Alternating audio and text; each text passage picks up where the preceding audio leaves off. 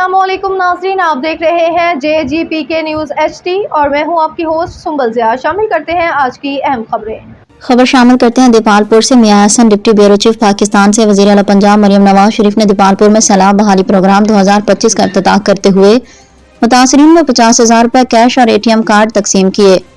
तहसील दीपालपुर के 500 मुतासरीन को एक ही दिन में 9 करोड़ 60 लाख रुपए जारी किए। खुद बुजुर्ग खवातीन का हाथ पकड़कर काउंटर तक ले गईं और बायोमेट्रिक प्रोसेस मुकम्मल कराया। वज़ीर आला ने मुतासरीन के दरमियान बैठकर उनकी बातें सुनी, नुकसान और सर्वे के बारे में दरियाफ्त किया और जल्द अज जल्द घर की तामीर की हिदायत दी और जितने भी मुतासरीन थे सब में खुशी की लहर दौड़ गई। गरीब लोगों ने वज़ीर आला पंजाब मरियम नवाज के हक में दुआएं की और पुरशगाफ नारे भी बुलंद किए।